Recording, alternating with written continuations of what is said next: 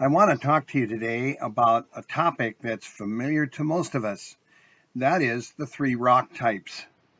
Now, all of us learned that there were three rock types: igneous, sedimentary, and metamorphic. Now, igneous, we learned that these types of rocks were formed by heat and or fire. Sedimentary rocks, we learned that they were laid down by water and mud. And metamorphic rocks, we learned that those were changed rocks deep underground over hundreds of millions of years. So I want to try to get you to think a little bit differently, though, today. Actually, I believe that there are four rock types. We'll keep the one term as igneous, those formed by heat and fire. And obviously, those would be the volcanic rocks. Those we have seen to be forming. We can observe those in Hawaii today.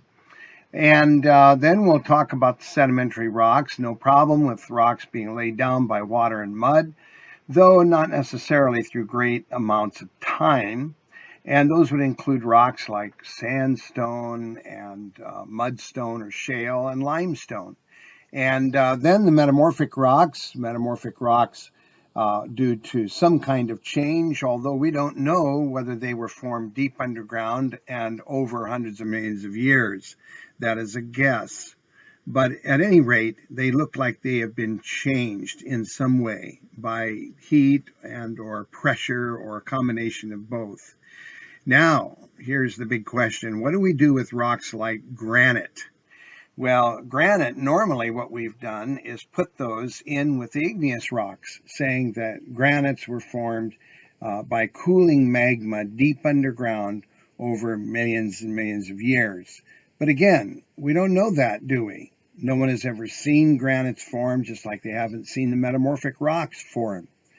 So what do we do with these? Well, let's change the name a little bit. Geologists also call rocks like granite and gabbro, we call them plutonic rocks. Plutonic being named after the god of the underworld, Pluto. And these would form the foundation or the basement rocks of the earth.